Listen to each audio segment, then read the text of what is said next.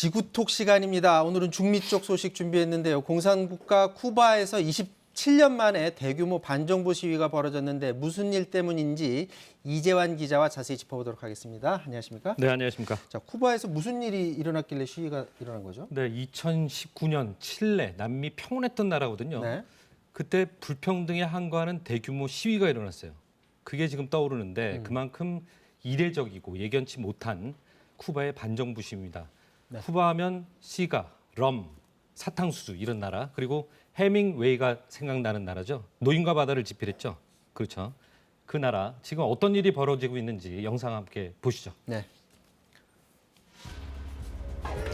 지난 11일이었습니다. 일요일 수천 명의 쿠바인들이 전국 각지에서 거리로 쏟아져 나왔습니다.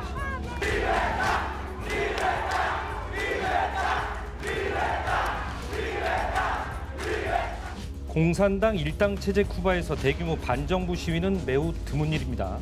피델 카스트로 정권 때인 1994년 이후 27년 만입니다. 쿠바 정부는 경찰을 동원해서 시위 진압에 나섰고요. 이 과정에서 격한 몸싸움이 벌어지기도 했습니다. La autoridad estaban me cayó a golpe a mí y a mi hija, una niña menor de edad. Nos cayeron a golpe porque veníamos caminando por la calle. ¿Qué hay con el pueblo que nos tienen matándonos de hambre? Toda La Habana entera se está derrumbando y estamos sin casa, sin nada. Tienen dinero para construir hoteles, para construir de todo. 지난 14일에는 유혈 사태까지 발생했습니다. 아바나 외곽에서 경찰과 시위대 간의 충돌 과정에서 36살 남성 시위자 한 명이 숨졌습니다. 자, 공산국가에서 자유를 외치는 모습이 지금 포착이 됐어요. 그렇습니다. 시민들이 지금 계속 외치는 걸 리베레타, 리베레타, 자유라는 뜻이거든요. 쿠바 역사상 자유를 외친 건 자유를 외치면서 이제 시위로 나선 건 역사상 4-5차례가 아닌가 싶어요. 네. 영상 함께 보시죠.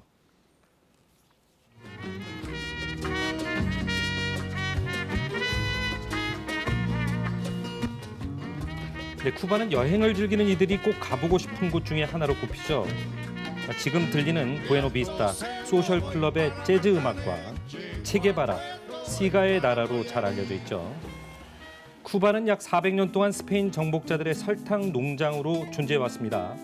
스페인으로부터 독립운동이 벌어졌죠. 이게 바로 쿠바에서 자유가 처음으로 울려 퍼진 때입니다.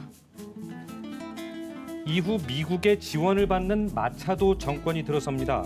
미국 대공황과 2차 대전 이후에 허리케인 피해를 복구해야 했는데 마차도 대통령 재정 긴축, 구조조정 등의 정책을 폈습니다. 하지만 독재와 통제로 비춰졌고요.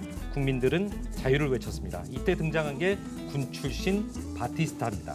바티스타 정권에 의한 전복이 일어났고요. 두 번째 자유입니다. 바티스타 대통령 시절 군사 독재와 미 마피아 결탁된 부패는 국민들이 또 자유를 호소하는 배경이 되기도 했습니다. 지금 모습, 이때 등장한 잘 알려진 체게바라와 피델 카스트로 혁명입니다. 이때가 쿠바의 세 번째 자유입니다. 2019년 대통령에 오른 현 미겔 디아즈 카넬 대통령, 당 총서기 자리까지 차지했지만 62년 동안의 카스트로 왕조를 잇는 세습 독재 그리고 공산당 일당 체제에 대한 반발이 일고 있는 겁니다. 보면은 이제 정권을 바꾸자 이런 목소리가 나올 때가 너무 살기 힘들어질 때, 아니면 그렇습니다. 자유를 너무 억압할 때 이럴 때 나오지 않습니까? 그렇습니다. 먹고 살기 힘들어서 저런 목소리 나오는 거네요. 그렇습니다. 현재 이 쿠바의 경제 상황을 보니까요. 지난해 쿠바가 마이너스 11% 역성장을 했습니다. 소련 붕괴 이후에 1933년 이후 최악의 경제 수준인 것이죠. 그럼에도 불구하고 지금 시위 나오고 있어요. 현 정부가 시위대를 향해서 반혁명 범죄자다 이렇게 불러요. 근데 사람들이 거리로 나오는 이유, 배고프다는 것이죠. 예. 1960년대부터 미국 경제 봉쇄로 경제난에 시달린 쿠바, 국가 주요 수입원이 관광 산업입니다. 하지만 트럼프 대통령 당선 이후에 경제 제재가 굉장히 강화됐죠. 그리고 최근에 코로나19로 관광 산업이 굉장히 그렇죠. 아무래도 관광 가지 않겠죠. 위축이 됐죠. 그렇죠. 설상가상으로 비료가 부족해요. 비료가 부족해서 최대 수출품인 사탕수수 수확이 올해 30% 작황이 안 좋아졌습니다. 이렇다 보니까 외화가 부족하고 재정난에 시달리게 되니까 올해 1월 어떤 정책을 폈냐면 쿠바 정부가 25년간 지속돼온 통화 정책을 바꿨습니다. 이게 뭐냐면 이전에 화폐가 두 가지가 있었어요. 내국인용과 외국인용 화폐가 있었는데 네. 이게 좀 불합리한 면이 있었습니다. 화폐에 약간의 왜곡 현상이 벌어졌는데 국제용, 그러니까 외국인들이 사용하는 화폐의 가치는 내국인용보다 무려 24배 가치가 높아요. 가령 자영업자가 내국인용 화폐를 받았다가 그거를 외국인용 화폐로 바꿨다 치면 24배만큼 이득을 얻게 되는 구조죠. 네. 그러니까 그만큼 화폐의 왜곡 현상이 발생하고 빈익빈 부익부, 빈부격차가 너무 심해진 거죠. 자, 그래서 하나로 합쳐서 네, 하나로 합쳤어요. 또 한 가지 이유는 하나로 합친 이유는 굉장히 중요한 문제입니다. 이게 중요한 문제인데 현 정부가 해외 투자에 적극적이에요. 그리고 국제 무역을 상당히 활성화시키려고 했단 말이에요. 근데 화폐가 두 가지다 보니까 이게 굉장히 어려움이 있다는 거죠. 그래서 화폐를 통합하게 된 거죠. 통합을 했는데 문제가 자, 있습니까? 문제가 있습니다. 화폐를 통합했는데 이후에 예상했던 거는 달러가 그만큼 들어오겠지. 외환 보유고가 좀 넉넉하게 꾸려지겠지라고 생각했는데 달러 부족 현상이 또 일어난 겁니다. 이 부족 현상은 뭐냐면 화폐, 지금 통합한 화폐에 대한 국민들의 불신이 생겼고요.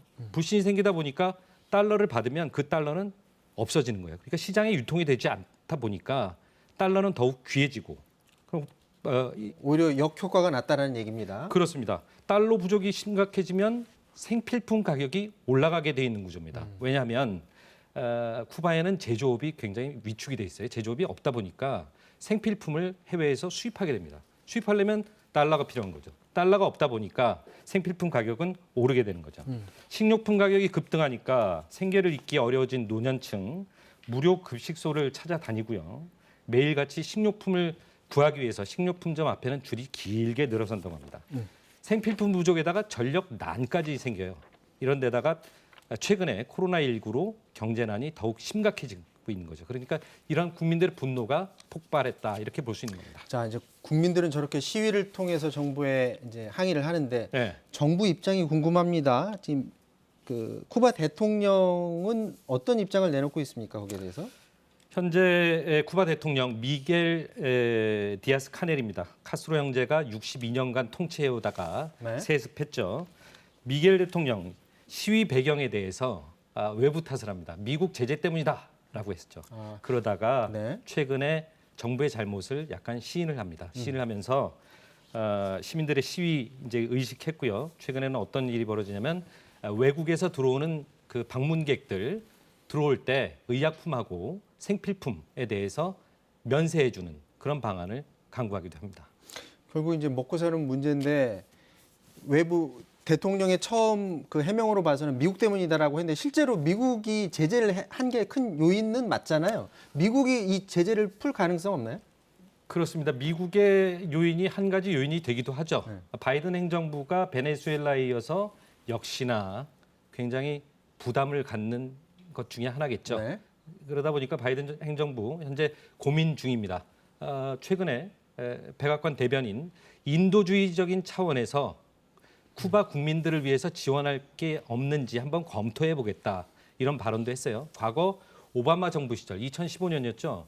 라울 카스트로 그러니까 피델 카스트로 동생과 손을 잡고 문호를 개방하는 그런 역사적인 사건도 있었어요. 이후에 트럼프가 등장하면서 다시 경제 제재가 굉장히 강화가 됐죠. 그러면서 트럼프가 마지막까지 물러서기 전까지 올해 1월에 쿠바를 테러 지원국에 올리기도 했습니다. 바이든 행정부 트럼프와 정책을 달리하면서 인도주의적인 차원에서 베네수엘라처럼 여러 가지 지원 방법을 강구하지 않을까 그렇게 생각됩니다. 결국에 이제 바이든이 어떤 결정을 하느냐에 따라서 지금의 위기를 조금이라도 풀어날 수 있을지 말지가 좀 결정될 수도 있을 것 같습니다. 그렇습니다. 자, 우리 여기까지 하도록 하겠습니다. 지금까지 이재환 기자였고요. 저는 다음 주에 다시 찾아뵙겠습니다. 고맙습니다.